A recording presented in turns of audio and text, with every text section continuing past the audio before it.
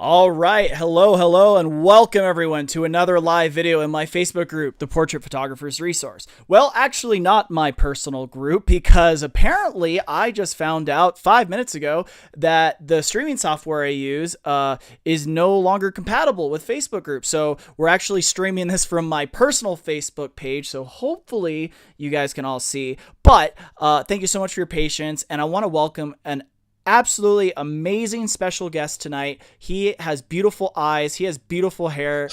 Welcome, Justin Haugen. Justin, how are you doing, buddy? Good. We get the same barber.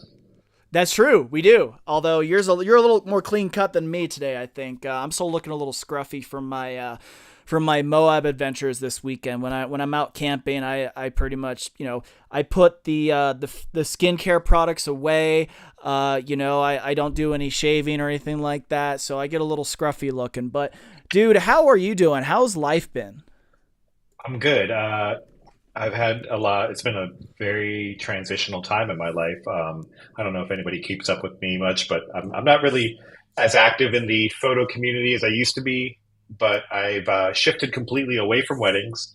I'm 100% commercial, corporate, industrial type photography. The more underserved and niche the area of interest, that's where I'm trying to put my photography efforts into. Weddings I loved them. I've probably done about, somewhere north of 300 weddings in my career. I did that for over 10 years. I mean, I've been shooting for 20 years total. And I feel like I'm in this really cool space now where all this stuff that I cut my teeth on with weddings and my creativity is now being focused on industries that I get to like learn new things about the way companies work, and I get to learn about their businesses and then take my creativity and match it to their needs. And so I'm having a good time with it. I'm photographing a lot of rocks and missiles. Rocks and missiles. Well, dude, I just want to tell you that I think that rocks. It does rock. Well, speaking of dad jokes, you're a fairly new dad too, right? That's amazing. Congrats on that. Thanks. Baby girl's going to be 2 years old in about a month, in a little over a month. And I'm pretty stoked about that. I was, before this call, I was looking at pictures and some videos of when she was born and just kind of reminiscing about how that all felt. And it still feels pretty fresh. But yeah, she's almost 2 now, and hopefully we can grow our family here in the next year. But somehow I'm finding time to be involved in photography still and grow my business and spend a lot of time with my family. So I'm in a happy place right now, because back in the heavy wedding season days, I had very poor separation of work and social life and play. Like I had very bad time management, and now I'm in a space where after 5 o'clock, 6 o'clock, my work hat comes off and my dad hat comes on, and then my weekends are just fully committed to my family now. So I've never had such good work-life balance. So I'm very happy to be in this space. That's amazing, and especially, as not only business owners, but especially, photographers. There's a lot of events, portrait sessions and stuff that happens on the weekends, right? So for us, it's very hard to be able to balance that work family life. And the fact that you've been able to do it and still be successful with your business is incredible. So maybe we'll have to have another one of these, these like live videos on talking about just that, because that's, I'm sure a lot of people would really benefit from it. I can talk about it for days. I want photographers to know that there is a world outside of just portraits and weddings. I Hmm. love those things. I love the creativity. It allows me to explore. But also, if you're looking at finding other streams of income with photography, a lot of the things that you're doing could be applied to other industries, and you could find different types of clients to work with. So I think there's a lot of discovery to be experienced there if you're still growing in your photography career. I absolutely love that. Love that. So a little bit more about you. So we've known each other for quite some time now. Originally, we met through MagMod because we were both, or I guess technically still are, ambassadors Hmm. for MagMod. And I know for a little bit you actually worked for them. But your style is very unique in the fact that obviously you're using a lot of off-camera flash. You have a lot of gel use. But if you could give like I guess like a 30 like a 30-second elevator pitch for people to understand your style a little bit more, what would you tell them?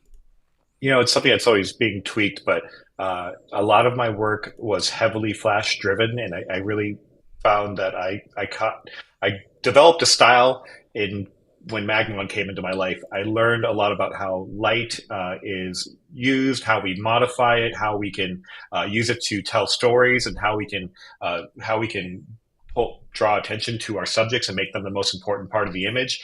And everything I've done with MagMod has now transitioned into this phase of my career where I'm working with larger modifiers. I'm working with different types of modifiers, but all of that that initial discovery in MagMod has helped form a lot of the stuff I'm doing in my advanced lighting techniques. So I think my work, I would describe it as dynamic, flash driven, and I'm going for cool. Maybe it used to be cutting edge, but now I feel like everybody's getting really good with their flash work. Like if you look at the photo groups, a lot of that learning curve has people have really overcome the learning curve in the flash space, and now I think it's become a very mature space in terms of how people are expressing themselves and their creativity. So there's a lot of great flash work out there now.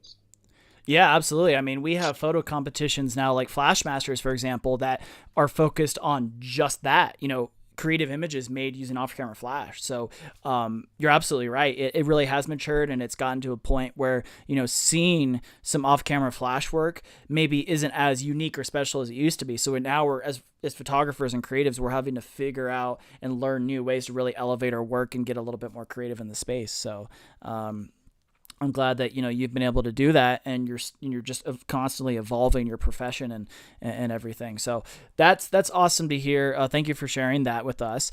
And for those of you who are first time watchers, basically what we're going to do is we're going to go ahead and go through 20 images that you have all submitted. We're going to give you some feedback, some things that we like, some things maybe that we feel like you could improve upon to elevate your work to the next level, like we were just talking about. And at the end, if you stick around, I'm going to be giving away a free canvas print from Pro Prints, who sponsors this video. So I'll be randomly selecting someone, so make sure you stick around for that. So if you are the winner, you can reach out to me and let me know, hey, I won, and I'll get you that promo code.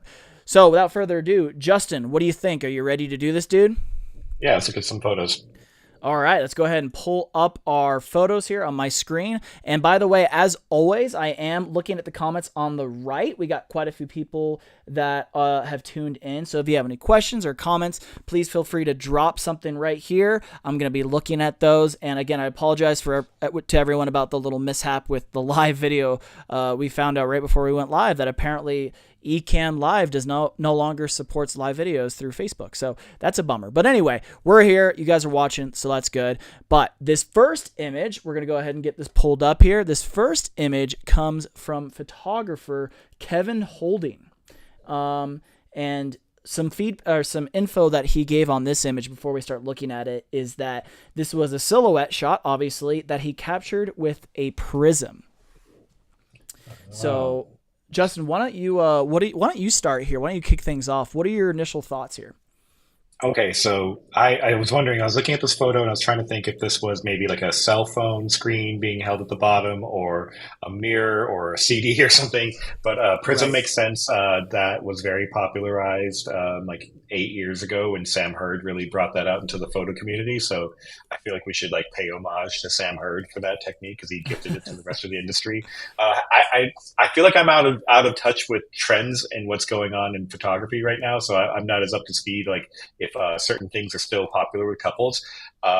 I like the composition. I like this angle. We call that a Dutch angle when the horizon line is skewed to almost a 45-degree angle. It's like a 30-degree Mm-hmm. angle here.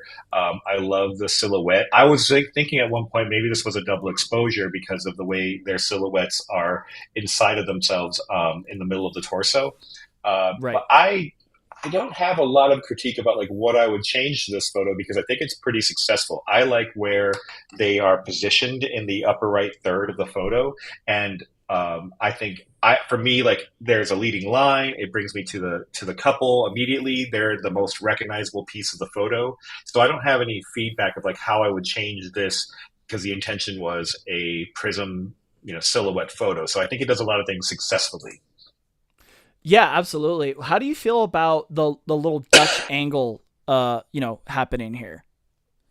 Normally, I'm not a fan of it. And when I first started photography, I used to photograph cars, and it was very in vogue to photograph at a Dutch angle. And every time I see a Dutch angle shot, like if I see food photos done that way or cars, it always looks like something's going to slide off of a cliff. But for some Right. reason on this photo, it's successful because it creates a strong diagonal leading line, and we've got this neat little V going between the shape of the horizon and their bodies. So I'm anti Dutch angle, but for this photo, I am pro Dutch angle. Yeah, I feel the same way about it. And one thing that is kind of throwing me off a little bit that I'm not really sure why it's happening is you kind of have like an additional silhouette or additional shadow within the shadow, right? So you see kind of below their heads, you see another silhouette of them. Do you have any idea why that's happening, and does that bother you? It's some kind of artifacting from the prism. I'm not it probably I think it's the only distracting element of the photo because of what Yeah. it's doing to their torso. So it my focus is initially the hard shadow, but then you see this thing going on the torso. If I were to change that in post, I'd maybe just darken in the lit areas and try to make it look a little more like one complete shadow tone. Yeah. And then I guess this is in the flash photography side of me, and I know that usually when you do a set of images like this is one of many. So this is not like everything that a couple sees. Maybe there could Right. be an alternative version where you shot a gridded flash and you lit up just the upper portion of their torsos and lit their dark side of their bodies to get like a dynamic, like face lit photo of this of the couple here. So I think there's opportunity for flash work whenever there's shadow in an image. Whenever your subjects have a dark side of their body, it's opportunity for you to paint light in there with flash and make creative decisions with light. So that's the only thing that I could see maybe adding to the photo as another option. Definitely, definitely. Yeah, I honestly have nothing really much to add other than, or contribute other than what you have said. The Dutch angle, in my opinion, it works. I love the fact that he used a prism because we got that kind of milky foreground to match the sky. The only thing for me that's kind of bothers me a little bit again is that kind of weird double shadow thing. But other than that, what a unique image, and this is a great one to kind of kick this off with. So Kevin, thank you so much for submitting this. I really appreciate it. Yeah, I feel like that's Well, the one you want to submit to Fearless. definitely, this is for sure, in my opinion, a fearless quality image because it's something that's a little bit more unique and something I have personally haven't really seen very much of. So definitely submit it and see what happens. So right on. Thanks for your feedback, Justin. We're gonna go ahead and move on to this next photo. This photo comes from photographer John Hawking, and he says that he saw the mirror and had our model, Captain Jack, pose in front of it for something a little different. This was at a location in Lake Paris. So let's see here. What can this is just kind of digesting this for a second. To me, I guess I don't know if you feel the same way, Justin, but for me, I'm having a hard time understanding the mirror, like what it has to add or in what context this is, because I don't know. He's holding a gun. He's adjusting his collar. So for me, I'm a little confused what's happening. I guess I don't really understand the story. And when, you have an image like this with a character that's cosplaying or that is, dressed up, you're trying to obviously tell somewhat of a story. And to me, I'm having a little bit of a disconnect here with what that is. Um, but as far as the technical aspect of the photo is concerned, so the I think the composition could be improved a little bit. You have a lot of just unused negative space, especially towards the left side of the frame. There's just your eye kind of wanders a little bit everywhere, and I think there could have been a little bit more intentionality behind, again, not only the story but behind the composition as well. But maybe I'm wrong. I don't know. Maybe you're seeing something I'm not. What do you think, Justin? Yeah, I felt the same way too. I am very big on motivation for an image, story, of course. I'm a cinema buff. I love watching movies. So I'm looking at this photo and I'm trying to decipher like what is the story we're trying to tell here? Is it like, if there was more intention with what he's doing with the mirror, maybe some type of story there. I don't know what story to tell with this photo. I think technically, as far as like the skills presented, it is successful in getting a well lit image. There's some drama there. There's some deep Mm-hmm. shadows. I see potentially another light off camera that is doing some like. Rim lit gel with like maybe a light teal color going on. This looks like Right. a potentially a magma shooter based on the quality of the light. I can tell. Mm-hmm. Um, so I think technically it hits the mark. Maybe I need to see a little more environment to understand like where they're at. There's a little bit of background going on there. It's obviously blue hour here, past going on twilight. Mm-hmm. So maybe I need to see a better scene, a bigger stage to understand what's going on, or the focus needs to be more on the model and the cosplay. So maybe the mirror is inconsequential to the story that it's trying to tell here. So I need a better story here to motivate the use of the mirror, or I need to see more focus on maybe just the quality of the cosplay. So that's where I feel like this is the mark. Yeah, my thoughts exactly, and you put it just a little bit more eloquently than I did, or presented a little bit more eloquently. So thank you for elaborating a little bit more on that. But yeah, technically, it's good. I love the side light, love the attempt of the gel use there. So well done there, and well done, John, for kind of thinking outside the box a little bit, and making an image a little bit more interesting than just if you were to only photograph it using natural light, for example. So I like the yeah, playfulness of Jack Sparrow. So, like, I would think if you're right. going to like develop this theme of the mirror, then maybe the story is like Jack Sparrow, like waking up from a bender and he's trying to like get his eye makeup on ready before he's out to go like hang out with some pirate buddies. Like, can we tell the story there and maybe play with the playfulness of the character? Yeah, definitely. I agree. I agree. Well, super cool, buddy. Thank you so much for submitting. As always, one thing I like about John is he always submits something a little bit different. So it's nice to kind of see him continuing that trend. So let's go ahead and move on. This next photo comes from Terry Rogers, and she said that this is her first time using her new Geekoto GT200 light. She used two lights apparently here. Um, she said the yellow OEM filter was a little too lemony, and she would love to hear our advice on filters, maybe some Magmod accessories. So there's definitely a lot we can pick apart here, for sure. And I know you see some of probably what I'm seeing as well, but I'll let you start, Justin, and Okay. if anything you miss, I'll touch up on because I know we're seeing a lot of the same stuff. Yeah. I see this as a good attempt at getting a balanced exposure because this is starting with flash is very difficult when you don't know Mm-hmm. everything that you're doing. There's a lot of technique involved. I see what it did successfully. Everybody is sharp and in focus, which is difficult to do if you're not in control of your aperture and your depth of field. So the focal plane successfully got everybody in focus. So good job there. You got everybody in frame. I think like compositionally they're center framed in this vertical portrait and that works. I think where we can improve is color, like in the post work, color tonality. We've got a very pale, if neutral to pale white balance here. So things are very cool, and I don't think it's flattering to skin tone. So I think just a little bit of color work could improve this image. Yes. And then to touch on the gel usage, I'm not familiar with the gel that she's referring to, but it sounds like it's maybe a more yellowish creative gel. I think what would help here is some understanding of white balance. So we're shooting in the shade. There's no direct sunlight as a light source on the subjects. There's no sunset going on. So maybe this is high noon, late in the afternoon, pockets of shade in a forested area.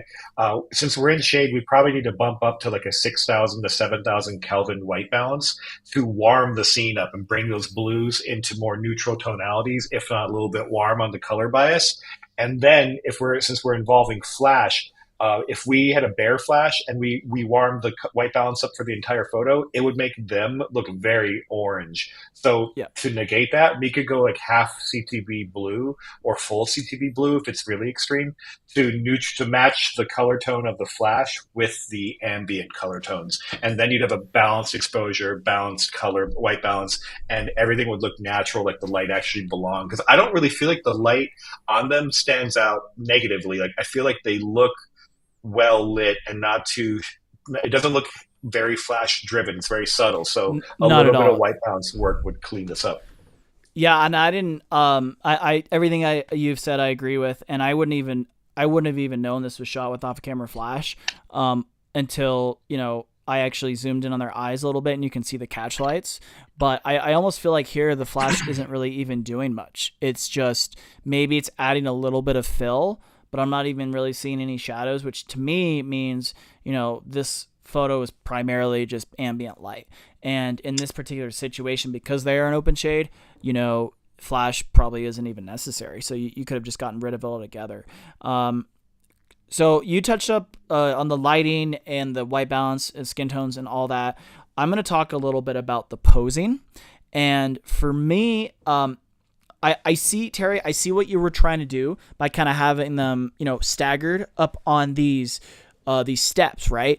The one problem I have with this is you're creating a little bit of a separation between them, and therefore they're a little disconnected, right? So you do have, I'm assuming maybe the mom here, touching the boy in the front, which is good, right? That's helping reestablish that connection.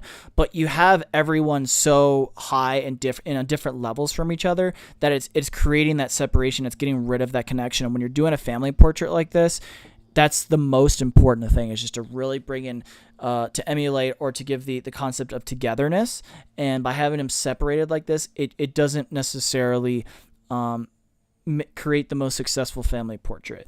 The boy in the front looks very awkward. He has his hands right here on his knees. So trying to repose them in a way where, again, they're a little bit more connected. Their hands are a little bit more, intertwined with each other. That's going to create a little bit more of a successful image. So those are the things I would comment on as far as posing. Anything else that you would like to add, Justin, on posing? Yeah, posing, sitting in a place where you don't normally see people sitting is just difficult. Like the kid in the front, he's very right angles. Like he's straight body down, knees to the left. Like I like that he's not pointing his knees towards the camera, because that causes a lot of like foreshortening issues. Right. Where like if you look at the dad, he's got the knee going directly towards the camera, so you don't even see the thigh. So you just have to assume the presence of a thigh. But in the wrong conditions, it can look like very short legs.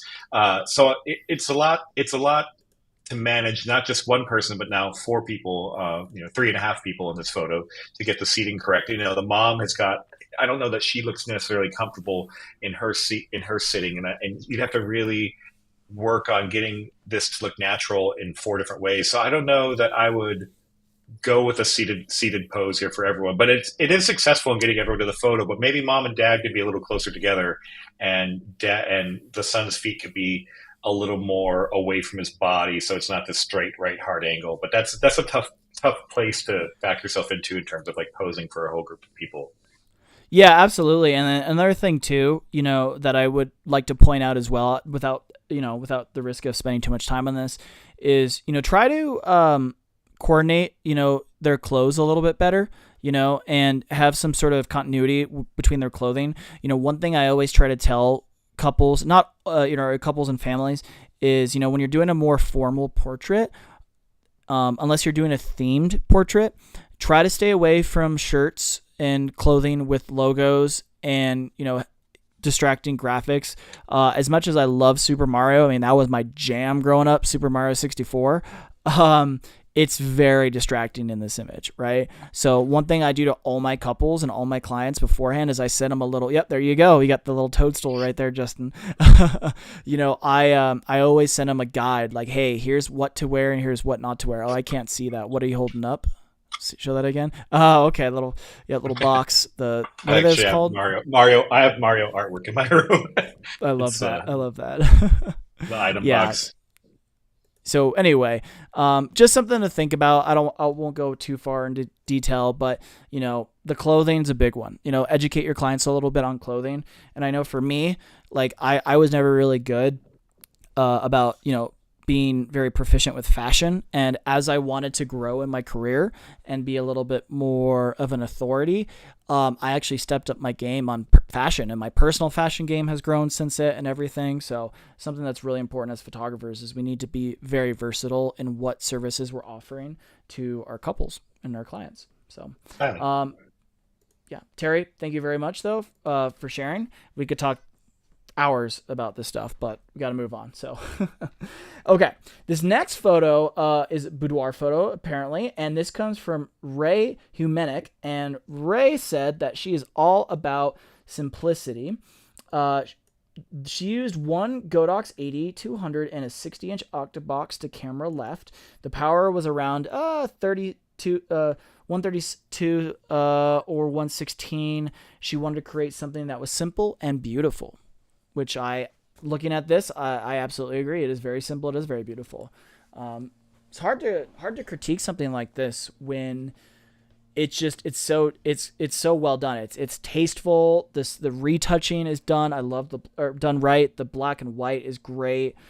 That light is so soft, and that's obviously a result of the 60-inch softbox.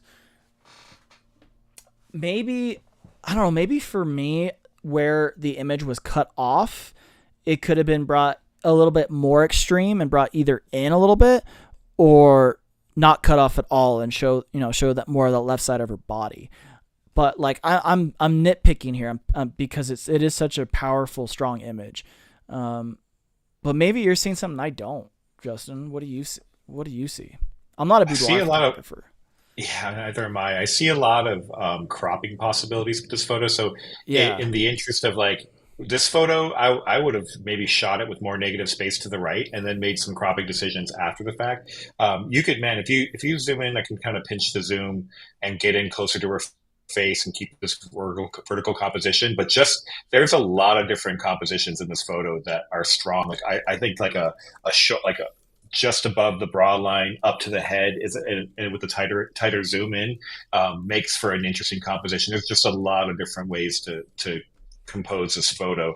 My only real critical feedback is posing a little bit on the body. I'm not a fan of her presenting body forward this way, just because it's making for a weird little highlight on where the belly button. Gotcha. You have the deep shadow of the belly button, and then just that little like Cupid's kiss of a highlight, and it just makes for kind of a donut effect, which is not flattering if I'm looking at this photo, like judging that aspect of it. So I think a slight hip turn where the camera left hip, her right hip, were to turn like 10-15 degrees to camera right away from the light, and you would then get more of an S shape in the body, and you would mitigate some of that weird donut highlight that's going on in the belly button area, and maybe like it makes the pose a little more mysterious, a little more intriguing rather than forward presenting. Because the rest of the body, like the shoulders up, it's very strong. Like she's nailing it, but like the lower body, I don't think it's presenting as well. So I would fix this image with just a crop. I would crop above the belly button and work with that area of the image, because that's the stronger part of the photo. Yeah, that is some absolutely great advice, and I wouldn't have picked up on that unless you said something. So, and now that I'm seeing that, now you've pointed it out, I can't unsee it. So, but my eye did kind of. It was going to that area, to that shadow, and I couldn't quite pick up what it was, but now that makes sense. So, yeah, really, really solid advice, Justin. I don't have anything else to add. So, I don't either. That's beautiful. The skin yeah. work, the retouch is excellent. The lighting is fantastic. I love the deep shadows. People think that you shoot big modifiers, you can't get deep shadows. It's all light placement relative to the subject, and Hmm. she nailed it here. So great work. Absolutely. So, thank you so much for submitting that. Really, really appreciate it, Ray. We're going to go ahead and move on. This next photo comes from another regular contributor. This is from Locke Lee, and this was a reflector on camera left was used. And he also used apparently some generative fill, some AI. He made the bamboo tree on the right to make the images or the image symmetrical. So it looks like so the bamboo tree only existed on the left side of the frame, and then he used that fill to create another tree on the right. And that was actually a really smart decision, I think, because it does create that symmetry. But then we obviously, get into the debate of reality versus AI, or we were manipulating reality, and there's obviously a little bit of a debate there. But how do you feel about that? I feel like for a portrait like this, it's something that might be printed, maybe, and not necessarily like documenting a moment in time. Like, go Mm-hmm. nuts. People have done worse with Yeah, retouch work. I feel like this photo didn't do enough of the retouch, though. You now that you mention it, like now I see the mirrored symmetry that's occurring, and it's very obvious. So I would go deeper, and I would gen fill more in the middle areas. mm-hmm. Some of the stuff that looks too similar, because it does look like it just got mirror flipped over, and so I would keep going into the generative fill, and then I might clean up like that little retainer wall at the bottom there. That's the divider Yep, between the dirt and the I and agree. the landscaping, just because that's unsightly where everything else got so much attention that could go away. A little Um, distracting. uh, I yeah, a noticed little the same distracting. thing. Yep. Yeah, so now I can't unsee the mirrored symmetry, but I think it's so close, and you already got yourself there. Then I would just finish it. Other than that, like when I saw this photo earlier, when I was looking at the images, I was like, that's got to be a reflector, or there's like a white structure or something bouncing light back, or the most slightest of fill from a flash. So I'm glad to confirm it was a reflector. I think the balance, the exposure is very well balanced. I'm not crazy about blown highlights on hair or rim lights, even coming from the sun. Agreed. So I tend to balance down. I tend to bring the exposure down just a little bit, maybe like a quarter to a half stop here to bring back some detail, and then you still like have the option of like I can push its exposure in post and blow it out if that's my intention. But once it's gone forever. However, I feel like it's pretty well balanced here. I don't mind. It's not just too distracting that the hair is blown out. But otherwise, I really love the photo. I love the pose. I love the symmetry, and I love the framing where she is in the frame. And I think this is one of those images that would be like a strong cover photo for a bridal magazine. And Mm-hmm. I'm always thinking like where negative space is being used for copy, like or design elements. Like this would be like Elle brides or Vogue brides, something. It's very designy. It is. I get that vibe too, and I think it's mainly the bride. She's got that very model high fashion look to her, and that was the first thing I thought as well as, oh, this could be in some sort of high fashion bridal magazine. To address your comment on the highlight, yeah, the highlights always bother me. In this case, I think it is a little too bright in my opinion. As soon as I like a little bit of highlight and a little bit of rim light because it does create that separation, especially when you have a lot of elements in the frame like this. So in this particular case, so I probably would have just had her take like one or two steps forward, try to get that highlight off of her head, or at least or diffuse it a little bit more, but in between those leaves, and I feel like it wouldn't be as distracting. So, but other than that, that's pretty much it. That's all I have to say. All an image. Yep. Sweet. All right, moving on. This next photo comes. Thank you, Locke, by the way, for submitting this. Our next photo comes from Radon Burton, and I'm actually going to see Radon next week. I'm going up to Wyoming. That's where she's from. Oh, So cool. we're going to grab a beer or something. I hope. But yeah, it looks like, let's see here. Looks like a senior portrait. This is kind of cool. I'm loving it. This is a fantastic image. One thing I really like, and I don't know if this was the intention or not, but either way, it worked out really well.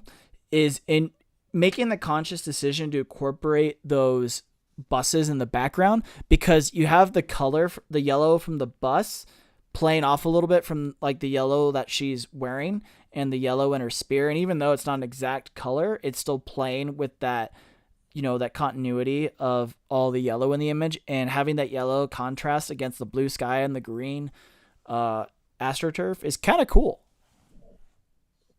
It definitely lets me know like this is senior high school, not senior, Yeah. like not college athlete. Right. I think there's a lot of great color play going on here. I love complementary colors on the color wheel, like color theory. So yellows and oranges against blue is very complementary. I love that she comes forward to the front of the photo because she's warmer. Cooler tones tend to recess. There's great separation here. Everything is in this photo is designed to take you right to the athlete's face, and so the color theory is taking me there. The composition, the focus with the aperture, the way it is, where the focal point is, everything is successful in taking you straight to the athlete, no, regardless of like all the other stuff that's going on in the background. So great job Yeah. there. Radon, I'm gonna zoom in on something for you. This drives me nuts. I'm probably thinking the same thing. I said Do you, same do you thing. see that? Oh, I always check. I I can't see always your check. screen. I always check for this, and that is hair ties. Oh, hair tie Hair and Phil. ties. Yep, easy fix, but I always look for that. Apple watches, hair ties, stuff like that. Take them off. But Agreed. no, I think too the lighting is really solid here. It's really well balanced. I think people associate small hard light sources as only being like very rigid, and I think that the light placement in this photo is very successful in that you're only getting like one really hard chin shadow that's going from her chin across to her to the side of her neck. Like that's like the only major shadow next to the one on the Yeah, thigh. There's a bit of an odd yeah, shadow going on with the thigh because of the I light saw that. placement, but I do love that she used a secondary light to give that rim accent light on the backside of the body. To me, like that's for athletes, you always want. That's where I always like to go because I like a main key light off camera, then like a hard shadow or a shadow line, and then another accent light to give you like a sculpted three dimensionality. And that thigh right there, her right thigh, camera right thigh, looks very three dimensional because of how things are lit. So when I work with athletes, I sculpt bodies with light placement, and I thought she did a great job here with the light placement. And so even Yeah, though it's a hard light source, it looks very flattering and not too hard. yeah, 100%. And I like how her entire body is evenly lit. So I'd be really curious to hear from Radon approximately how far away she had the her light and what size modifier she used, because she's very evenly lit and there's no shadow on the ground either. So I'm wondering if this was maybe a composite where she removed the shadow in post production, like took a plate shot and then removed the shadow that way, or if she just photoshopped it out, or what she did, because it is very hard to light this. And she did say, she just commented that she used mag spheres to light this image, so really well done just using the mag It's spheres. just nicely balanced exposure too, so maybe she didn't have to clean up the ground much. Right. Yeah, absolutely. And that's very hard to do, honestly, is to get an image and not get that light spill on the ground. So kudos to her for doing that. Okay, well, we'll go ahead and move on. And this next photo, let's see who this next photo comes from. Okay, this next photo comes from a photographer named Sean. It's not me, it's another Sean. Let's go ahead and pull this up. Looks like Sean used a Mavic Air 2 drone to capture the couple, then in Photoshopped, removed the clutter and adjusted the watercolor. So let's see here. Very cool. And actually, before we dive into this, he did include a behind the scenes shot. so I can show you what it looked like beforehand. And I don't know, I know you can't see it, Justin, but basically for everyone else, there's a dock. There was a dock on the right side, Oh, a floating dock that it was up against. So he removed the dock. It looks like in post production, which um, actually, in my opinion, was a very smart thing to do because it is so much cleaner. It is so yeah, it much definitely cleaner. adds to the sense of like being out to sea. Yeah, I think that was the best thing you could have done for this image. And if you're curious what it looks like, Justin, you can watch the replay and scroll to this part. But it definitely makes the image for sure. Um, I would fill a giant shark deep in the water underneath it, like that goes across the entire scene. So just to make it look really, really interesting. right, right. I once had a client that I did a wedding for them in where not Jamaica, Dominican Republic. I did a wedding in the Dominican Republic, and they asked me to Photoshop a giant shark coming out of the water trying to eat them all.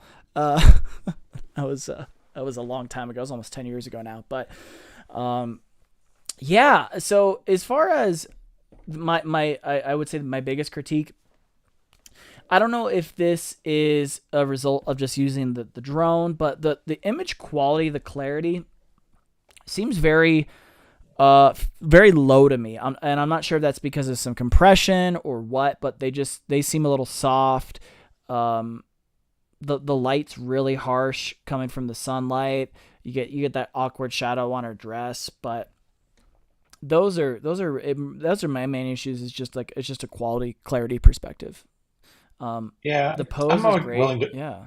I'm willing to forgive that a little bit because I think when I view it Yeah. full screen, it's not too distracting. It's only when I Hmm. zoom in does the photo really kind of break up a little bit. But it does kind of feel like Polaroid-ish. Like it just feels like a filmic quality to it. So yeah, I'm not bothered by it entirely. Like I think it is successful because it's meant to be viewed from far out. The only thing that yeah, my feedback is generally positive though. I do like the symmetry. I like Hmm. the everything in the photo is designed to take you straight to the couple, so that's successful. Like I've always tried to figure out like what do we call these photos? Where I used to call them like small couple, little big scene was like kind of the theme for a while, but I call them Yeah. like where's Big scene, little Waldo photo. people. I'm Yeah. gonna coin the term "Where's Waldo" photos. Like it's like you're immediately have to like find Waldo. Like where is Waldo in the shot? And your eyes take you right there because of the symmetry, the lighting. They're the warmest part of the photo, and the leading lines take you right to them. So that's Yeah. successful for me. Definitely. Yeah. The only thing for me that's a little distracting is just those shadows, and I know that they're coming from the dock, but the dock was removed in post production. So to me, the shadows don't really make that much sense why they're there. Now that I've seen the original photo, I understand. So that might be something you might want to clean up a little bit more. If you were to submit this to a competition, I'd probably clean up the shadows a little bit to make it a little bit more Yeah. believable. Yeah, if you took But the shadows out and Jen filled in the light back, then it would be a lot more bright highlights. So I don't know if it might be distracting, but maybe we take out some of the highlights on the top part of the dress there that's draped over the side of the boat. Maybe we yep. remove some of that to focus goes more to the couple. Yeah, absolutely. Absolutely. Cool. Well, Sean, not talking about myself, thank you so much for submitting this photo. Really appreciate it. We'll go ahead and move on. So this next image comes from photographer Darren Curry. And this was captured using a Westcott FJ400 with a 24-inch softbox with a grid and a Westcott eyeliner panel. So the eyeliner panel, that's like the curved one, right? That you generally put below. Hmm. So I'm wondering, I'm a little confused because if it was shot with an eyeliner, right? You have that reflective panel. I feel like there'd be more detail in the shadows under her chin, the model's chin, Hmm. right? So I'm Yeah, almost that was wondering my if feedback too. yeah. So I'm wondering if maybe it wasn't used, or if it was used, and that was a typo, or if it was used, if it just wasn't used properly. Because with Yeah, because you the should see in the idea, catch lights. yeah, you should. Absolutely. And now Yeah, that I'm looking at this image, I kind of have a feeling that this may have been. I could be wrong, and if you're watching this, Darren, I would love to know. I I'm kind of wondering if this was taken at Shutterfest this year, because I see the background, and there was a background that looked Yeah, just like that at Shutterfest it is. at the hotel at It's on the the balcony in the main hall. Yep, exactly. So I have a feeling this might have been taken at Shutterfest. But I think my I'm seeing a little bit of clarity issues here, right? And I think that's just a resolution. So I'm going to ignore that. I do love the directional lighting. I love that short lighting. You know, it's lighting the short side of her face. You know, so it's very flattering on her or the model. But I'm not seeing a lot of detail in the model's eyes. I'm getting a lot of darkness, a lot of too much contrast in the eyes, and I would love to see more detail there. And I think that's where the image falls short a little bit. Yeah, I think that's some heavy-handed post work here. It's very black heavy. A lot of the darker grays are pushed into black. So I feel like we've lost some of that clarity. So we've lost some of that detail in the shadows. So I would bring it back a little bit. You can be dark and heavy and have like a dramatic, impactful image, and not be fully on the black scale. So like this is running very heavily black. My Yes. my my critique is, well, the one thing, the highlighter, maybe it just wasn't close enough in the frame, or wasn't catching the right angle of incidence from the main FJ light. So maybe, or that modifier was too small. You said 24-inch Westcott. Yes. Mm-hmm. Okay, yeah, maybe a bigger modifier would allow a little more spread in that tight proximity to get some light onto the eyeliner. But whatever is happening, like the eyeliner is missing the light altogether. So maybe it needs to Yeah. be closer under the chin. Man, my only other feedback is motivation for the posing. This feels like this might be like a photo I'd pull off on a wedding day where I'm catching like the bride making eye contact with the bridesmaid, so there's some context. But here, I don't know, it feels a little amiss. Like I don't like read a story so much as like I kind of want to see this like as a head-on beauty shot. Like she's Right. beautifully ornated, decorated, and she's got like a wonderful smile. Like I feel like there's some potential here for like a more of a beauty shot and camera engaged. So that's where I feel like it was a missed opportunity. Like if this is a moment, then I don't have context for the moment because it's not a wedding or it's not something else happening. So I'd like to see more engagement as another option. Mm-hmm.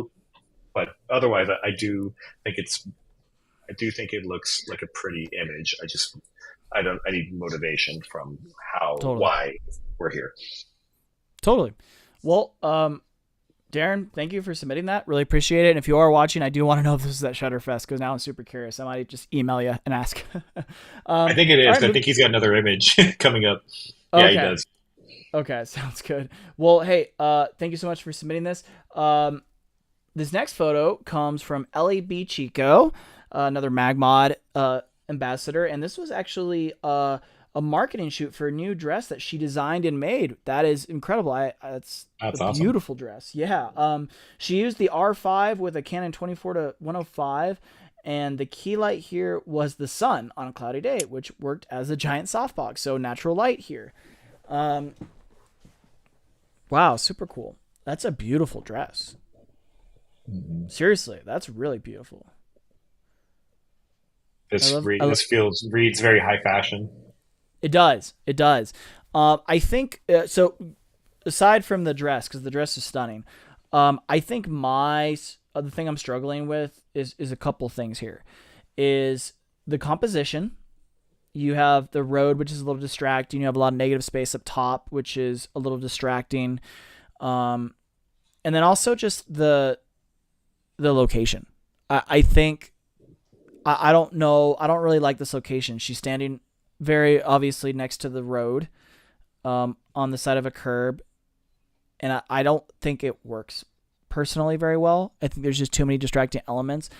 Um, but what I would probably do is crop this image in like just a little bit tighter, maybe, and get rid of some of Agreed. that road, or use some generative fill to get rid of the road. And then I think it would make the image significantly stronger. The road and the dead brush in the background, the brown brush on the Yeah. ground, that's got to go.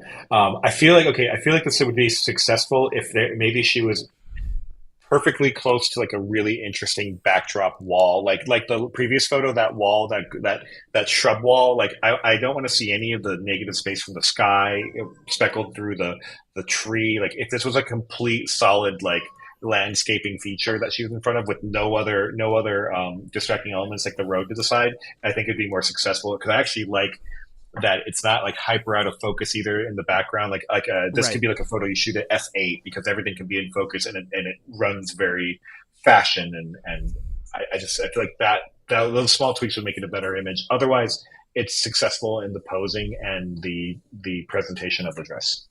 Yeah, absolutely. That's the best part. I mean, she's doing a phenomenal job showing off, her skill as with her dress and the creation. It's just I think I guess we talked about the setting, not the best choice, the composition, not the best choice. Um, but other than that, pretty credible, Ellie. Thank you for sharing. And I somehow you were able to sneak in 2 images in our critique tonight. So we'll definitely give you some feedback on your next image here in a second too. But we're going to go ahead and move on. This next photo is from Randall Mena, and Randall always has really interesting. I love his photos, and because he always has these really awesome and interesting locations that he's photographing at. Yeah, I was like, where the hell is he? It's definitely a Yeah, theater because I see all the production lights on the right, so I see all the stage lighting. yeah. So I'm gonna point out something to me that probably like 9 out of 10 photographers it wouldn't bother them, or at least 9 out of 10 people it wouldn't bother them. But to me, it's like sticking out like a sore thumb. And when I point it out, you're probably not going to be able to unsee it if you haven't already seen it. And that is that she is not perfectly framed and centered in that arch, and it's kind of driving me a little nuts. you know, I'm I I'm am big on with symmetry you on that. personally. Yeah. Yeah, I'm trying to wrap my head around the composition of this photo because it does a lot of things successfully. I feel like a narrow vertical crop would be successful because we could get rid of the production lights on the side, which are really taking me out of the photo now. Or I'm curious if the framing could go like several feet to the left of her, and maybe the right edge of the photo is now cropped just before those lights, and maybe there's Right. some leading lines going from the upper left to where she's placed. Because right now it's not working for me, her being center weighted bottom just off the center axis of the photo. She's not perfectly Mm-hmm. symmetrical in the frame. So I feel like there's got to be a little more intentional composition here because there's the makings of a great photo. You could crop your way to a good photo right now, or if there's other options from the compositions that were shot alternatively, or yeah, that's where I would go. I feel like there's a lot going on upper left corner diagonal down to her, and we're missing some of that because she's placed middle frame. If she was bottom right corner in the in a similar composition, it would be stronger. But as it stands, I think it'd be a stronger vertically cropped image. I actually completely agree with that. I think, and I didn't even think of that until you said it. Vertically cropping this would make this exponentially better. A little bit something else you can do, Randall, on the post processing as well is on the 2 pillars on the right, you're getting a little bit of spill from your flash, so it's making those two pillars a little bit brighter and a little bit more white than the surrounding light. All I would do is just take your adjustment brush tool in Lightroom or Capture One or whatever you use and warm up that light a little bit so it's not as white and the color temperature matches a little bit more to the ambient light, and it'll just tie the image together a little bit better. Yep, and she needs a little bit of separation. Her hair is very dark against that dark backdrop, so maybe either light the background or light her hair.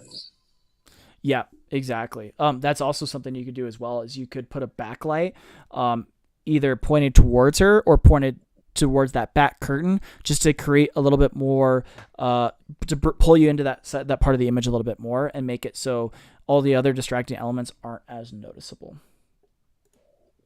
Great stuff. So, yeah, but seriously, what a strong image though. Otherwise, Randall, we're just critiquing you from a super high level because that's what you're at. So, we're gonna go ahead and move on. I didn't get a chance to look at all the images today before this, so I'm seeing a lot of these with fresh eyes. However, I did take a quick peek, and this next photo that comes from Chuck Savadalis, for some reason, there's something about this image that I really, really like. And what's interesting about this photo is he captured this apparently in 1989. That was I was going to say that was the year I was born. That was the year I was born.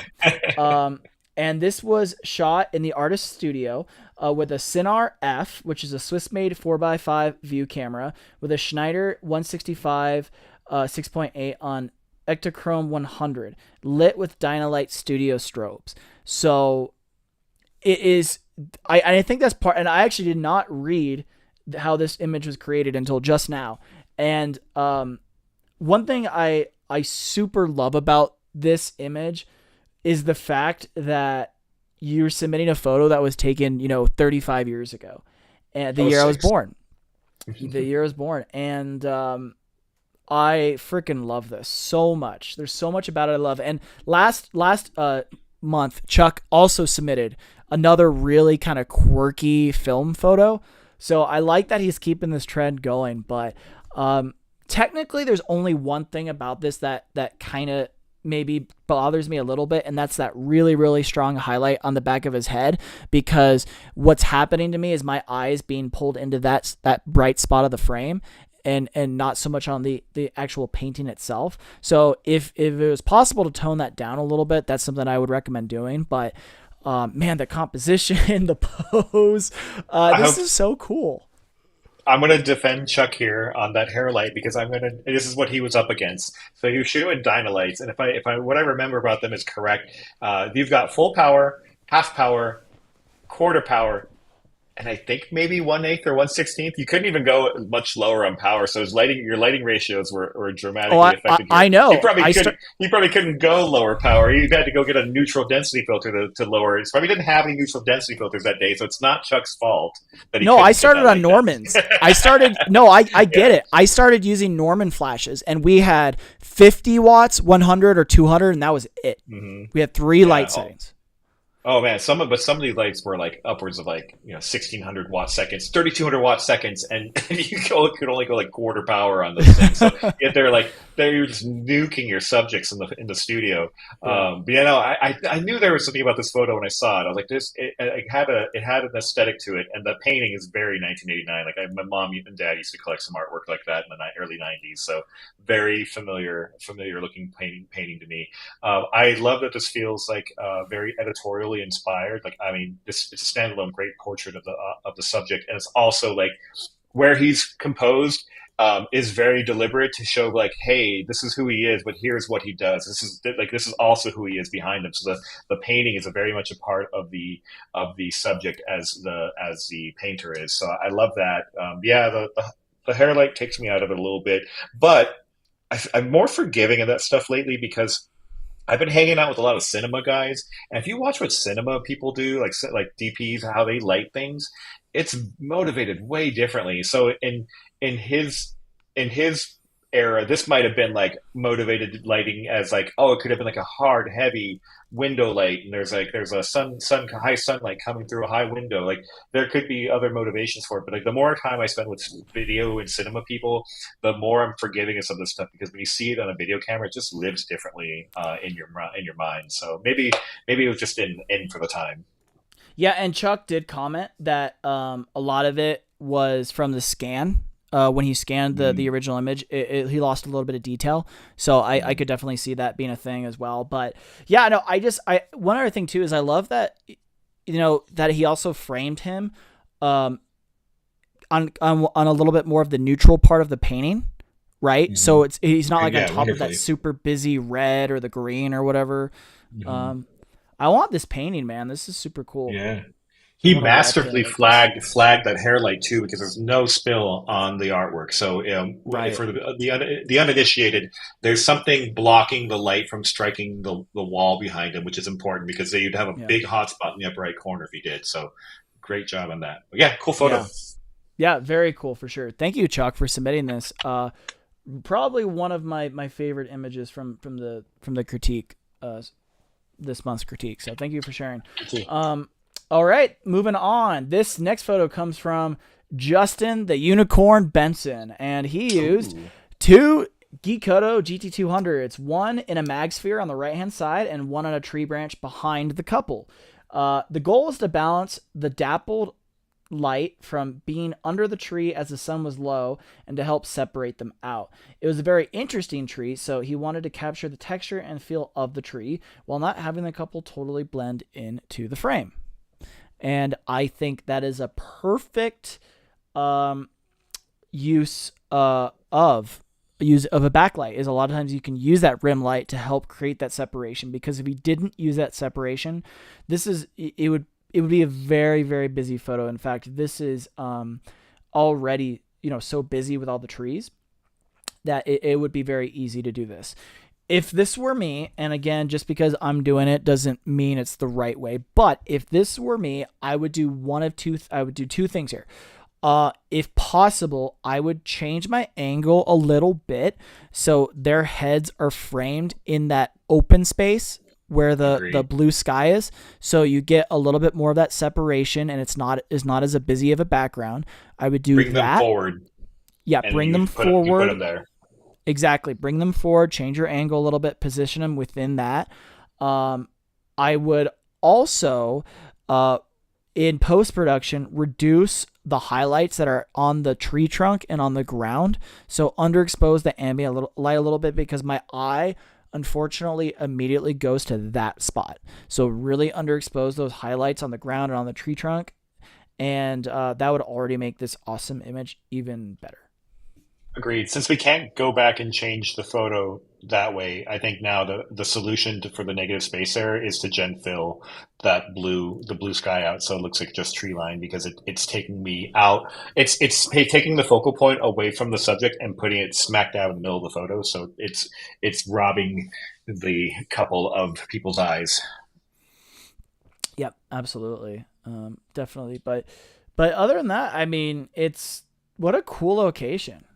That's I didn't realize they had cool photo spots in Connecticut. Yeah. So I think I would also work on the posing of the kiss.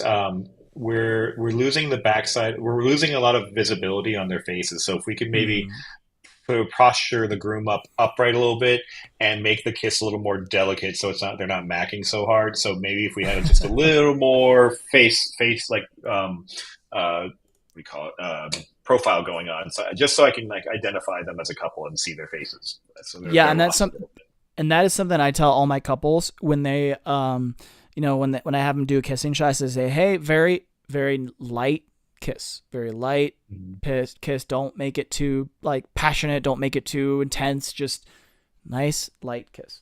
And that nose to nose a little bit, kind of like tip to tip. Exactly. Oh yeah, definitely.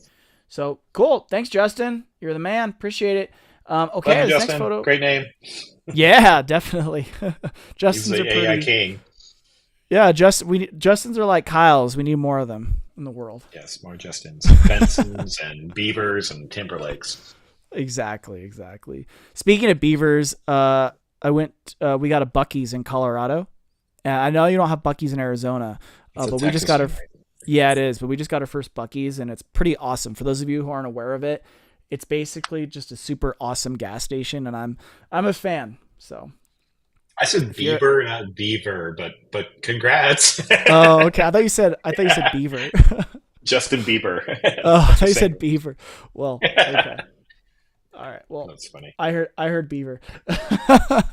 Anyway, moving on.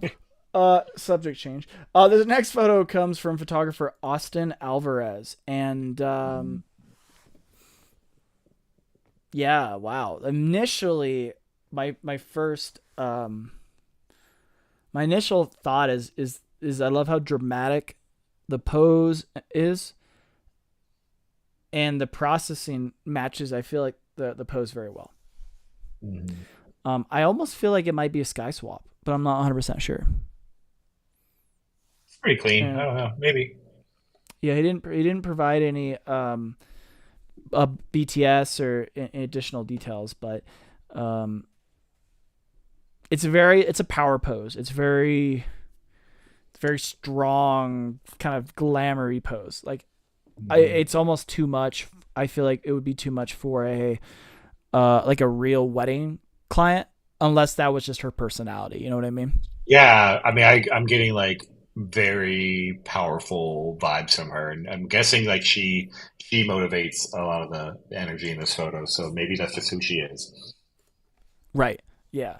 But the one thing that is very successful though is not only, as I mentioned, the processing, but the lighting is great too.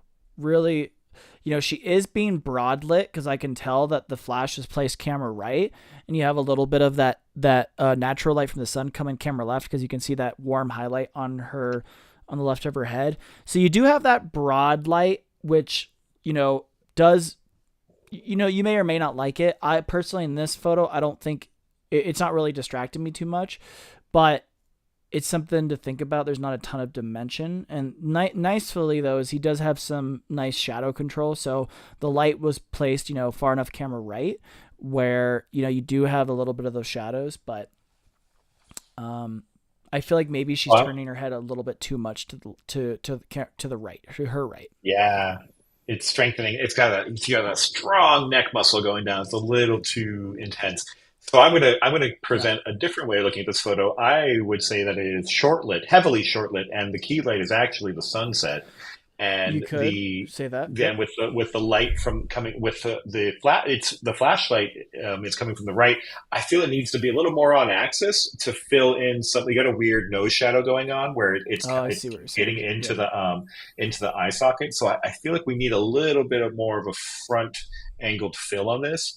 Maybe just a few feet coming closer to the camera so we can fill in that eye socket a little bit. So I feel like it's actually a short lit sunlight photo, and the flash is acting as fill rather than motivating the key light. Yeah, that you absolutely could make that argument and it would be very justified. And my only feedback is hands are a little like I feel like her hand could be a Little little more. claw. Yeah, it's a little claw Oh, like. That's for sure. There's a claw. little claw action going on. So maybe it could be a little more Little softer fingers. flowy, Yep. yeah, a little Mm-hmm. softer. And then her left hand, which is our camera right, just feels a little too like placed on. Like there needs to be a little more intention with the finger placement. They're very foreshortened toward the camera, which makes it look like a Yes. tarantula is coming from around her waist. Like I need something more flowy with the hands that doesn't make so look like deliberately placed there on her. Yep. Like it just looks very strong. I completely agree. I completely agree. And then one final note, and if John Hawking, if you're still watching this, you know exactly what I'm about to say. But one other quick note is straighten that horizon a little bit. Agreed. Little too crooked. So, okay, moving All on. right. Austin, thank you so much for submitting that. We got to get through these. So, this next photo, another photo from Darren Curry here.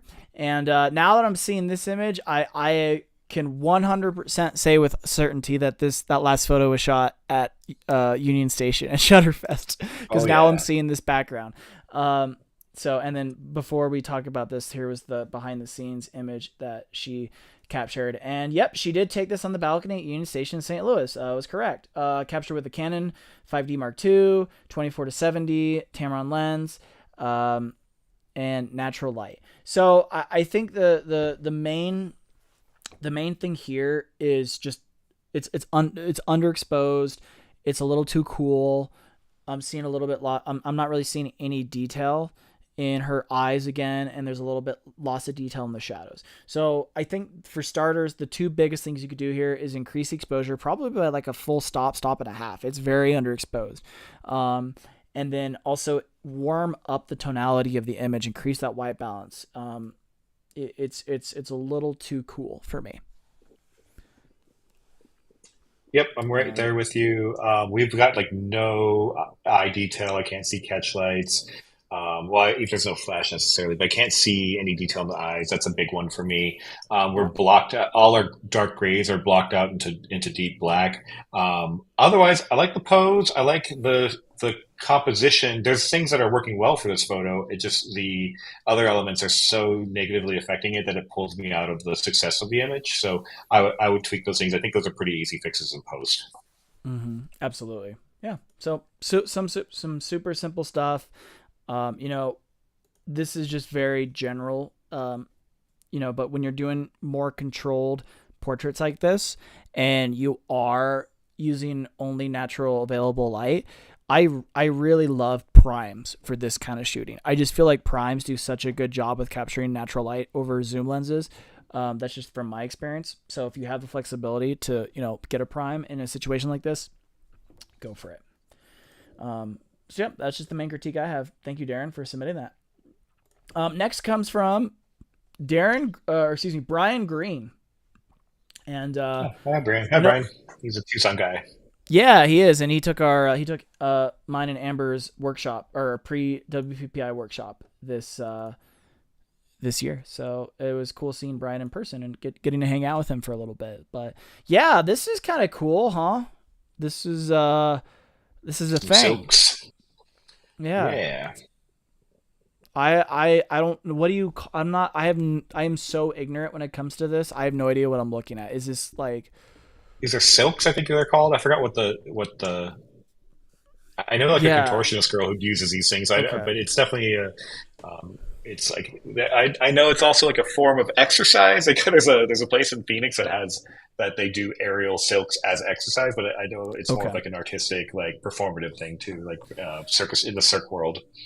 Right, and I don't know if this was like he captured this in the moment, like he was attending some sort of performance or a rehearsal, or just casually capturing this, or this was actually a intentional posed portrait. If it was an intentionally posed portrait where he was able to have control over his lighting and everything, I would say I'm not really big on how this was lit. I feel like the skin tones are maybe a little bit off, and the quality of light isn't phenomenal. So, but I'm wondering if this was kind of just captured in the moment, if that makes sense. And let's approach it like it's actually intentionally lit. Okay, let's do that then. Yeah. In that case, I would almost like to see a little bit more direction to the light and a little bit more of a dramatic lighting situation. Maybe where you have the light camera left, giving her a little bit more of that Rembrandt light, so you get a little bit more shadow on her neck right here, because the neck, you see that neck muscle straining a little bit. And I almost would have liked to see some more direction to that.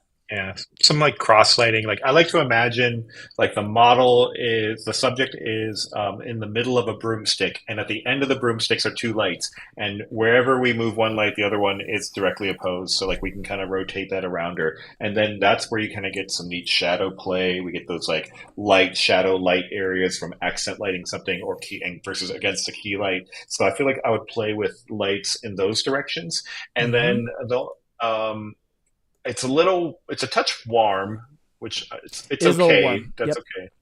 But I only say that because I could see the warmth coming into the black tones in the background a little bit too. And there's something like a high ISO thing going on here, or a repeated pattern. It's a little grainy. Like you could easily like crush. See, that's where I would crush the tonality into the blacks very deeply and make it like a solid black, just to like eliminate that. Otherwise, it's very well lit. So like if there's noise there's only noise in the shadows from what I can tell, so that would strengthen the image post work significantly. Yeah, I can see a lot of loss of, now that I'm zooming in on this image, I can see a lot of loss of detail. It was shot at a very high ISO, and it was recovered a little bit, which is why I'm seeing a little bit of loss of detail. So that's always tough though. And my guess, now that I'm seeing that, my guess is that it wasn't an intention. It wasn't. He didn't have any control over his lighting. It was available light, which makes sense. So yeah.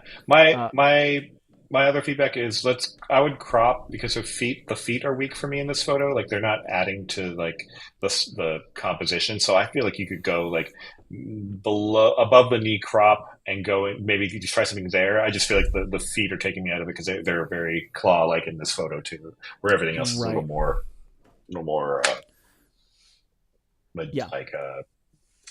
elegant. There we go. Yeah, absolutely. Cool. Absolutely. Cool deal. All right. Well, hey, we're almost through this. We got a few more here. So this next photo comes from another regular contributor. This is from John Muno. And this was John's submission this month. So looks like we got a kind of digesting this a little bit. We got looks like two light sources. We got a light, looks like from camera left because you can see the shadows. And then actually it looks like there might be two lights here or three lights Yeah, because you can see you can see three shadows. You can see one, you can see the shadow behind him, the shadow behind her, and then you have a little bit of rim light. So maybe there was three lights here. So for me, there the light's a little flat, right? And I know that's kind of a trend a little bit right now. Some people really like that look, but the image is a little busy for me, and I think adding that flat light doesn't really help that much. Yeah. So I feel like if it's like early in our flash journey, it's like I've got three lights, so I got to figure out how to use three lights. So you just kind of throw three lights at something because it's like Right. more light equals more better, right? So I do feel like we could simplify this light setup a little bit. I'm just like I know there's got to be a flash behind them, blocked by their bodies, aimed upward at them. That's not terrible. Like it's not like taking me out of the photo completely. I like a little bit of that because it's just kind of fun. It's kind of like Mm-hmm. majestic. I don't know, not majestic, but like there's something kind of ethereal about it.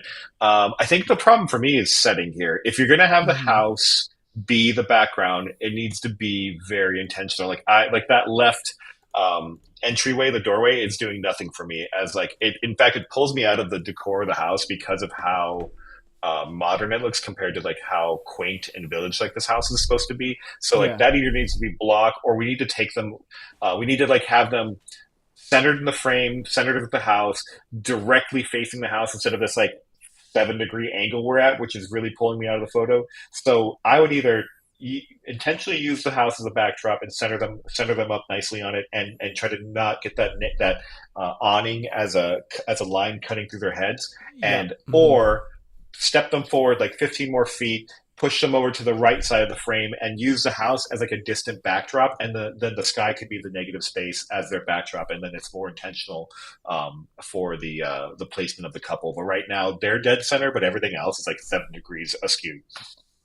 Yeah, that's exactly what I would do. Is I would have done it was pulled them off like a lot further from the house. Mm-hmm. Use the house more as like a background element that's not as prominent because you also have a lot of really distracting elements here. Like you have the hand sanitizing station right next to the door. The bottom right of the frame, you have some sort of power box that's a little distracting. So pulling them off that house a little bit and using it more of just a background element and focusing more on them, I think would be a much stronger of a way to approach this. With that said, though, one thing we didn't, really talk about the beautifuls or the positives is they're a beautiful looking couple and they're obviously very much enjoying themselves and the expression is very natural and that's very strong. And as a result, I think it's an image that they're really gonna love because of how happy they look together on their wedding day. Mm-hmm. So Yeah, I think they look good. They look happy. They're the strong part of the image as far as like how they're posed, and they look like they're comfortable together. So they definitely. I think he gave a good prompt that whatever, however they got that smile and expression in them for a posed photo. yeah, They did a good job of that. absolutely, absolutely. So cool. Well, John, thank you so much, buddy. Appreciate you submitting this. Let's go ahead and move on to our next photo.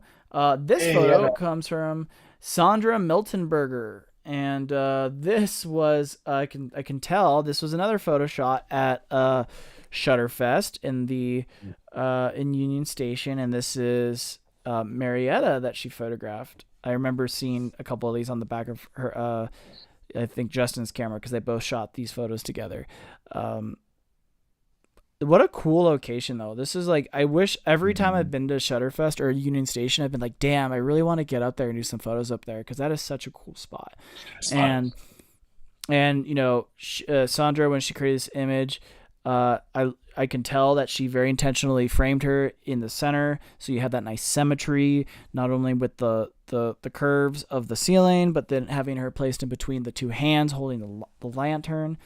Um, yeah, super cool. I Uh, like it. Very Halloween feeling because of the orange and purple. mm-hmm. It is right. Absolutely. Trying to see All right. here.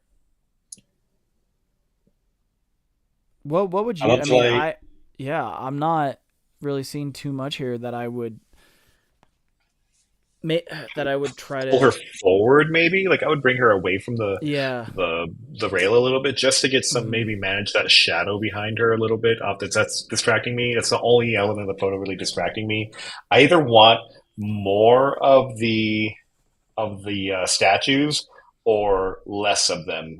They're kind of in a weird armpit crop going on the right side, so I would maybe play with that. Also, there's some opportunity here. We can reference light, like maybe there might be a small flash gelled to match those lanterns could like kick a little light on that shadow side of her face just for some play. Like you see it kind of accent lighting the shadows on that side of her face, but maybe you could have some fun with that and play with it Right. that way too. So no, I think it's a very successful and fun image. I don't have a lot of like critique around it otherwise.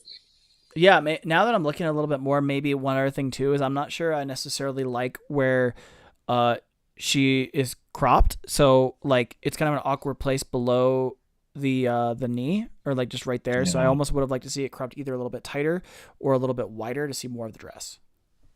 I But think I would have that. changed her eye placement too. I would have had like if she's looking off way upper left or corner of the photo, I would have like told her to look maybe a little closer to the camera so we don't get so much strong like eye sclera, the white of the Right. eye The showing. whites. Yep. It's a little distracting because her eyes are so far in the corner. Her pupils are so Hmm. far in the corners of her eyes. But that's minor. Yep. Totally. Really small things. Other than that, well lit, great. Great composition. Really fun, unique image. Okay. Moving on. Oh, here's one that we're gonna enjoy completely tearing apart, Justin. This next photo comes from ex Tucson photographer Chelsea, um, Hi, Chelsea Chelsea. Gardner, and she wanted to. She has a little bit of a story behind this image, and that is first thing to note: the bride was very drunk and all over the place, not Been listening there. to instruction. LOL. I had to move very fast, and I want to know how I could make this better next time. I can't remember if I used a grid or not, but the bride chose a pink gel. Her settings were 200ths of a second, f2.8, ISO 500. Backlight was likely at 1/8 power, maybe too powerful. I don't know. Lots of spill. Not sure how I feel about that. Yeah.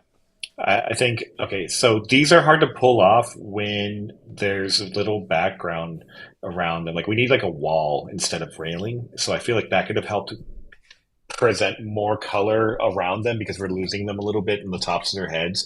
It's just it, and I think everyone struggles with colored gels where they want to like more power, but what you end up doing is the more power you throw at a gel light for per relative to the exposure on your camera, you tend to blow out the color, and so you can see like the brightest parts of the photo are white and have no color at all. And so that's what happens if we get a little too um, powerful on the image on the flash setting. So a little bit like maybe like 1/16, 1/32 power, and then you could probably push a little bit of the shadows in post and get a more balanced image. But now we've lost some detail. We lose some color on the rim light right behind their bodies, the background light, the backlight. Okay. Yeah. So it looks like, so according to what she said then here, it looks like that she just used a pink gel with a backlight, and that's it. So as a result, obviously that pink light is bouncing off of something to come back and light the front of them, because the Mm-hmm. front of them is exposed properly. So I don't Mm-hmm. know if that was the intention or not. If that was the intention, or if that wasn't the intention and you just wanted to like silhouette them in pink, one thing you could do is control that spill a little bit better by using a grid of some sort, or having them pull away from your backlight so it just doesn't spill everywhere and bounce off them. But if it was, then you definitely achieved that look here. So yeah, and I'm always curious to hear your thoughts on gel use, because you're definitely the master, one of the masters at using gels. So it's nice to hear some feedback on that. Um, I almost would have used a second light, and you know given like filled them in with just some white light, and then used the pink gel as more of like a highlight, so it's not so like in your face pink, right? And you just have some nice Mm-hmm. little pink accents. So basically your main light, your key light, is illuminating them, and then your pink light is just filling in the shadows with color. Yeah, Does these that are make tough. These sense? are tough situations where like you want to use color because it's cool and you want to make a successful image and make your couples happy because it's like you want to wow them with something interesting. But it's the setting is a little difficult here. So I'm trying to think how I would reframe this photo using color.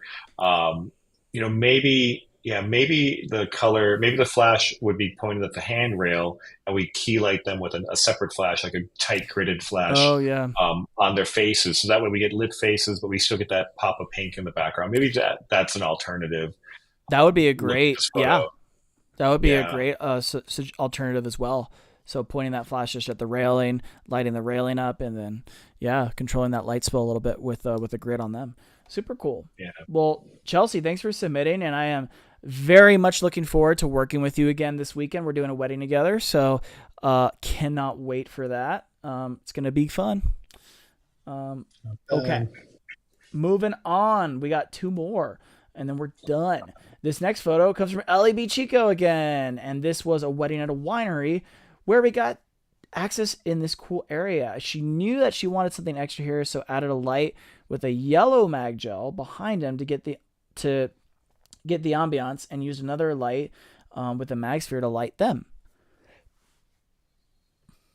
It's cool. There's a lot going on here. Mm-hmm. I like the composition. I like where they're at. I kind of wonder if maybe if there was less light spill on the front of these barrels here, and that we had more of like a maybe like a mag sphere, like a background light pointed at the wall behind them. Like maybe we could get them kind of like that. Maybe get them in like a circular background light, and then they're nicely flash lit. But there's some competing light going on here, so I'm losing the yellow. That's what I'm trying to figure out, how to make the yellow more apparent, Mm-hmm. because there's so much front light coming in here that it's washing into the yellow, so the yellow isn't super obvious. You're right, and that is exactly what's happening. Is when when you're using gels, right, your color is only going to pop where there's the absence of white light, right? Because your white light's almost always going to overpower your colored light coming from your gels. And this is a very the light here, the white light from the key light is very flat. It's very close to where the camera is. So you're not only are you getting the kind of those awkward shadows from like the faucets and everything, but the light on them or I should say the light pushing forward is drowning out that yellow light. So in the background. So what I personally would have done is I would have lit them with a flash like almost directly above them. That way, That would have been cool. yeah, that way you're mitigating the spill of that light, and you're able to pull out more of the color from the yellow gel in the background.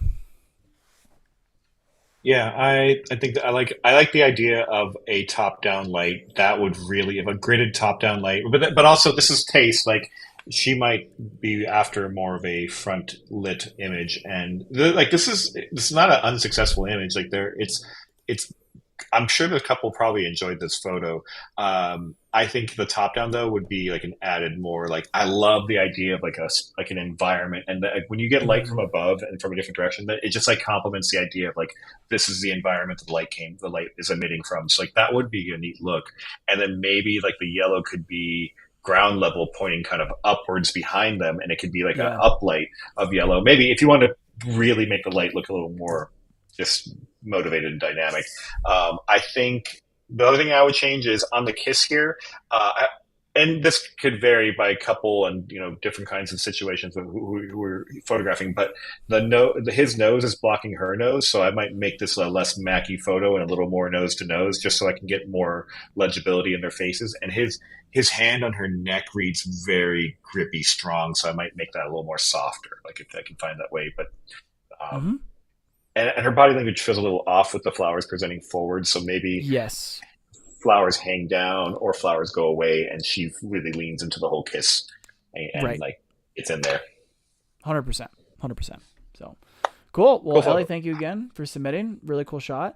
And a cool location too. And our final photo of the night, another photo from Lock Lee. This was no detail here or no explanation here, but a little bit of a contrast from the first image that he submitted, but what a cool location though. I just Yeah. feel like for some reason the couple like the lighting on them is just a little off. It's very cool. It's very a little overexposed. It's a little flat. It doesn't fit the rest of the scene. Like it almost looks like they were like cut and pasted. Yeah. This is another Where's Waldo photo where we have to find the couple in the scene. And I think, yeah, their skin tone reads very neutral, if not blue. I think this is I think if you could just bring the exposure down to the scene altogether, like half a stop, two-thirds of a stop, and they would look more legible, and then you would push the background a little deeper and you get deeper colors around them too, and then warm the white balance just a little bit. And I think this is a pretty quick fix in post. Yeah, absolutely. One other thing I want to point out as well is when you are doing these photos, little people, big scene, generally speaking, you don't want to have them pose in a way where they're looking at Yeah, the camera. You yeah, the know, camera have them aware. Oh, why? right. You have them more engaged with each other, so you're presenting the image like you're capturing them in the moment from a distance, or like you're Mhm. capturing a candid moment of them. When you want to do a photo of them looking at the camera, zoom in, crop it a lot tighter. Yeah. Yeah, this It's kind reads of like a they started at 300 millimeters, and he's like, "Hold on one second, let me go 24," and then and yeah. it was the next shot. So yeah, it does. It's not. It doesn't make sense that they would engage being camera aware here. Right, exactly, and it is very and as far as the lens choice, I think the lens choice was absolutely perfect here because you have a lot of that compression, you have that layering, so you can tell this was definitely shot with some sort of telephoto, like maybe like a 105 or something. But yeah, great choice and great lens selection for and great framing. It's just I think the tonality issues that we talked about and the pose could be a little bit different for this. So, um, well, cool. And that brings us to the end. Justin, my man, what did you think of your first time as a guest critiquer in my group? Was it It was everything fun. you I hoped and dreamed enjoyed. it would be? I like looking at people's photos. I like just because it gives you perspective. It keeps you sharp. I think everyone needs to be a better critiquer of their own images. When I take a photo and I look at my photos, I immediately know what's wrong with these images. And I think everybody needs to have the same kind of disconcerting eye towards their work. Like a discerning eye. Like you need to be your biggest critic because I if you don't know what's wrong with your photo right away, how are you going to get better? Like, and it does help. It does help to have other people's insights into your work because they're going to present you with different feedback.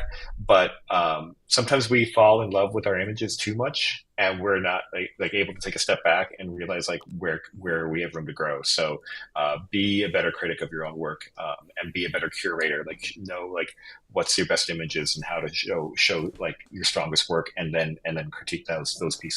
So I enjoy doing Love this it. because it keeps me sharp. It helps me apply the things that I'm trying to present to people and put it into practice on my own work. So I enjoy doing this stuff. Thanks. Yeah, no, thank you so much for doing this, Justin. You've been a really you've been a good friend and a good mentor, and someone to look up to over the past few years. So I really appreciate everything that you do. And yeah, before we announce the winner of this Canvas sprint, is there anything that you want to share with the world as far as like, do you have any sort of education stuff coming up or anything that people should know about you in regards to that? Man, I'm boring, dude. I photograph rocks, missiles. I hang out with my wife and kid, and I need to get a little more out there again with the photo community. But I mean, typically you can expect to find me at WPPI. I usually go to Shutterfest. But I didn't go this last year because I just had too much on my plate. Fair So enough. Yeah, I missed you but there. yeah, you'll likely find me at WPPI. I'm going to apply again for next year, and hopefully I Cool. get picked up, and I'll be back for like my fifth or sixth year of teaching. So, yeah, that's usually where you can catch me. Or if you want to find me on Facebook, that's cool too. If you got questions out there for anything lighting or photo related, if you're in Tucson or Arizona, you can join my Facebook group. It's called Tucson Aspiring and Pro Photographers, TAP with two P's, and you can follow me on Instagram. I'm at Photo Warlock. you'll probably just see like infrequent shares of the stuff I do with my daughter. Like this last week, it was like a week-long construction build of a play set, and then we're finally done with That's that. So awesome. now we are the fun zone in the backyard. So we're ready for her to have friends in the future come over and play with her in the backyard. Super cool, man. Super cool. And congrats again on being initiated into the Photo Watch Gang, the super secret society. So, Apple Watch what are you right wearing now. today? Oh, you're wearing an Apple Watch. Oh no. Here, this is what I was wearing earlier. What is that? I can't see. My citizen watch. Oh, nice. Ooh, I like that dial. That's kind of cool. It's kind of like Tony Starkish. It feels like something Iron Man would wear. I wore this on my wedding day. Very cool. Very cool. Well, awesome, man. Well, so as far as the winner of the canvas print, we randomly selected someone, did 1 through 20, and the winner was number 7, which was Sean Reefman. He was the guy who had that awesome drone shot of the boat. So Sean, if you're watching this, please reach out to me so I can get you that promo code for Pro Prints and your free canvas print. But hey everyone, I want to thank you all so much for joining Justin and I for the past hour and a half. We really enjoyed critiquing your images. Next month we have another awesome photographer joining us to critique your photos. As you guys saw, we have a super dope lineup this year, and I can't wait to have some more guests up on in the group. So Justin, thank you again so much. I hope you all stay super dope nasty. Keep taking lots of photos. I still need a sign off line. I haven't decided on one yet. We're gonna get to it at some point. But Justin, have a good night, man. Thanks, you too. Bye.